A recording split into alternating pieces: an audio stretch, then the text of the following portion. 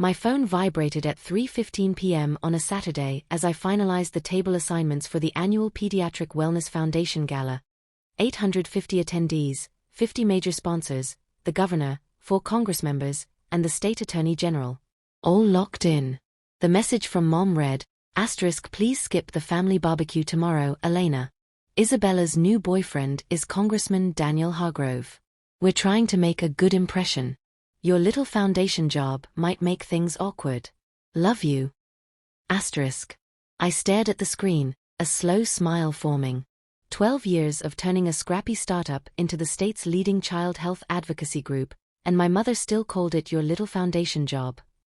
I replied with a single word, understood.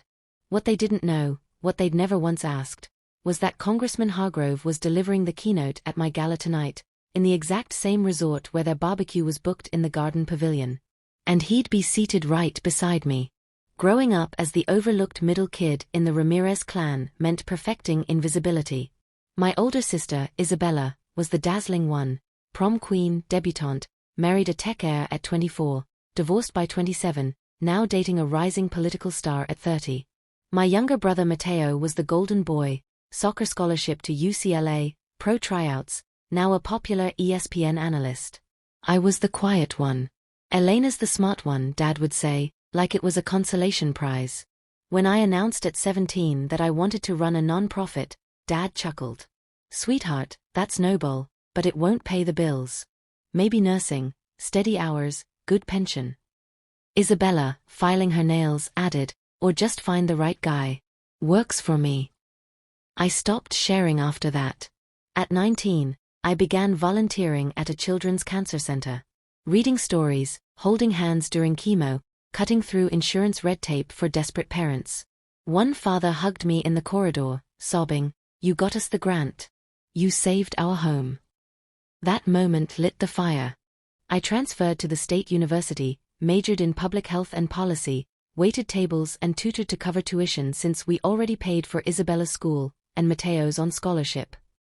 I graduated top of my class at 23, landed an entry-level advocacy role at $34,000.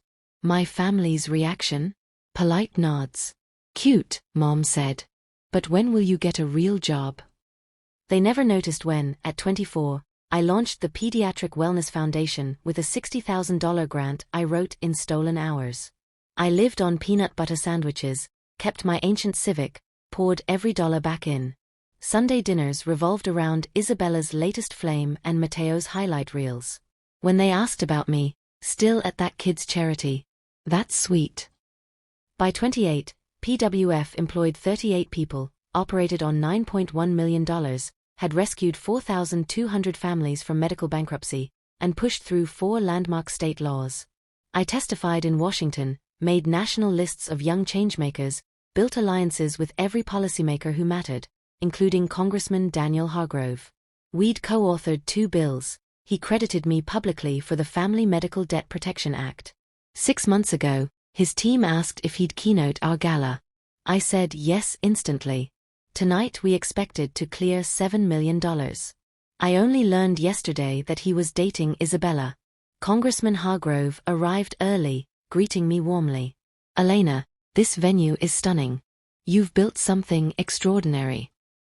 "Thank you, Congressman. We're aiming high tonight." He grinned nervously. "Mind if I bring my girlfriend? She's here with her family. They've got some barbecue in the pavilion." "Already seated next to you," I said smoothly. At 7:05, he returned with Isabella on his arm, radiant in emerald silk. They reached the head table. She froze when she saw my name card, Elena Ramirez, founder and CEO, Pediatric Wellness Foundation. Her eyes met mine. "Elena, you run this?" "I founded it, actually." The congressman went pale. "Isabella, your sister is..." Elena Ramirez? "The Elena Ramirez." The governor leaned in, curious.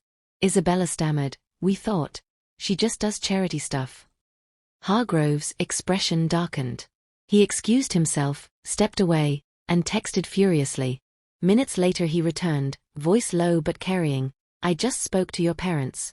They said their daughter Elena works at a nice little charity." I informed them I was currently seated at her gala, about to praise the woman who single-handedly transformed pediatric policy in this state. Isabella's face crumpled.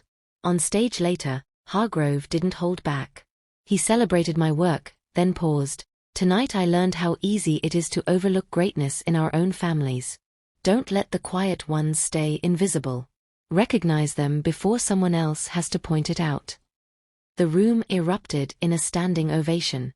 He returned to the table, looked at Isabella with finality, and quietly ended things. She left in tears. My phone buzzed non-stop. Apologies, shock, sudden pride from relatives who'd never cared before. I silenced it, stood to thank the crowd, and focused on the real reason we were all there, the kids still fighting. Tonight, the spotlight finally found me, exactly where I'd always wanted it, on the work, not on me.